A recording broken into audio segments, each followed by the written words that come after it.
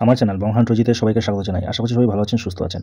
অনেকদিন বাদে আবার আমি নিয়ে চলে এলাম নতুন ভিডিও বার্সানা এবং নন্দগাঁওয়ের। তো দেখতে থাকুন, আমার সাথে থাকুন এবং ভিডিওটি ভালো লাগলে লাইক করে দিন, বন্ধুদের সাথে শেয়ার করে দিন এবং কমেন্ট করে জানান কীরকম লাগলো। গোবর্ধন পরিক্রমা শেষ করে আমরা এবার রওনা দিয়েছিলাম নন্দগাঁওয়ের উদ্দেশ্যে এবং সেখান থেকে বার্সানা। আর এই বার্সানাতেই হলো রাধারানী লাডলির বাড়ি। এটা হচ্ছে নন্দগাঁও, নন্দগ্রাম।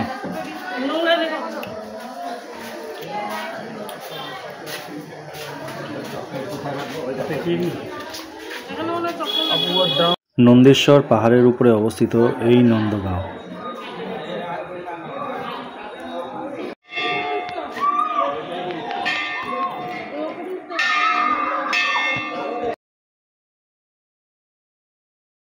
লোকমুখ থেকে যেটুকু শুনতে পেরেছি বা জানতে পেরেছি তার পরিপ্রেক্ষিতে আমি বলছি, ভগবান শ্রীকৃষ্ণ এবং তার দাদা বলরাম যখন অনেক অসুর বধ করেছিলেন গোকুলে এবং এরপরেও অনেক অসুর এসেছিল, তো নন্দবাবা এত অত্যাচার সহ্য করতে না পেরে ভগবান শ্রীকৃষ্ণ, বলরাম এবং যশোদা মাকে নিয়ে চলে আসেন এই গ্রামেতে।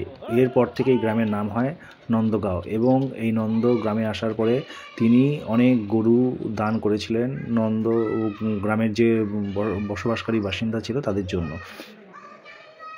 উপরে হচ্ছে এই সুন্দর মহলটি বা মন্দিরটি, এটাই হচ্ছে নন্দবাবার ঘর। নন্দেশ্বর পাহাড়ের উপর থেকে নন্দগাঁও দেখতে খুবই সুন্দর লাগে। দেখুন, এই হচ্ছে সেই নন্দগ্রাম। এই দেখুন পুরো নন্দগ্রামকে দেখা যাচ্ছে এখান থেকে।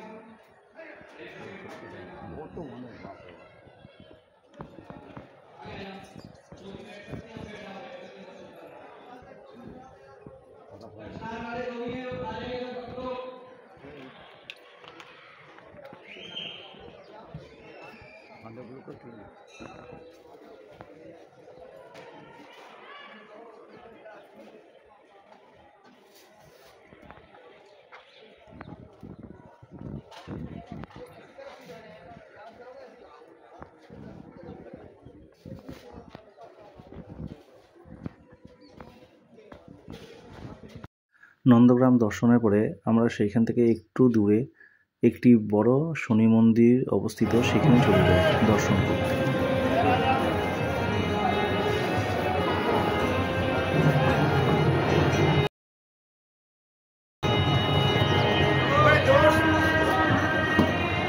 টুপিটা খুলে না ঠাকুরের কাছে।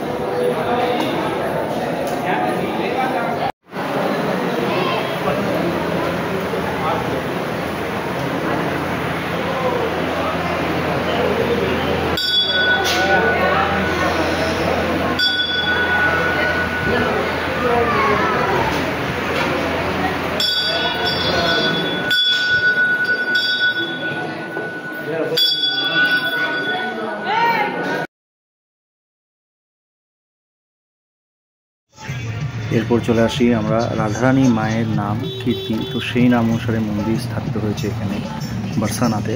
রাধারানীর বাড়ি মানে বার্সানা রাধারানীর মন্দিরের থেকে বা বাড়ি থেকে একটু দূরে হচ্ছে কীর্তি মন্দির, রাস্তার উপরে। তো দেখুন কত সুন্দর, অসাধারণ দেখতে এই কীর্তি মন্দির।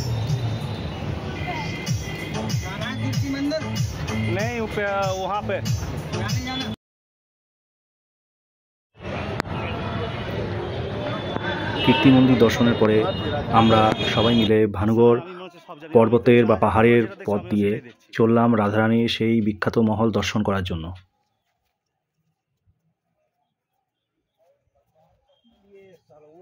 হুম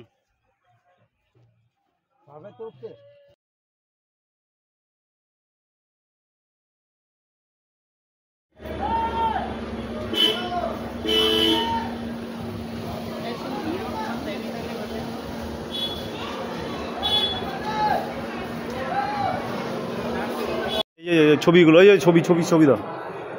আবার ছোটবেলায় এখানে কত হেঁটেছে, কত ইয়ে করেছে।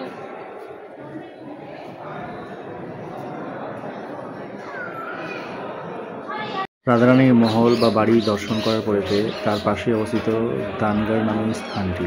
এখানে ভগবান শ্রীকৃষ্ণ রাধারানীকে তার বাঁশি দান করেছিলেন।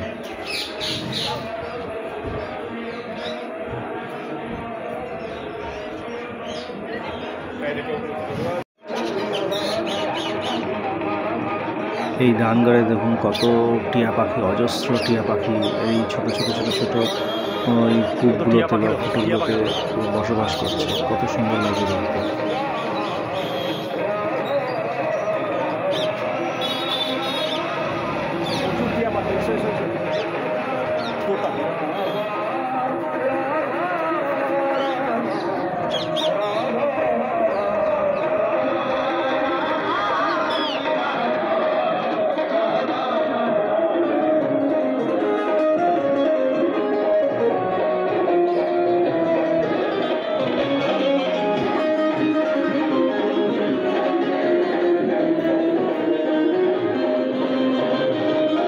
এরই মধ্যে আরেকটি সুন্দর জিনিস দেখলাম, যেটা হচ্ছে মোর কুঠি, যেখানে ভগবান শ্রীকৃষ্ণ এবং রাধারানী মোর হয়েছিল বা ময়ূরী হয়েছিলেন।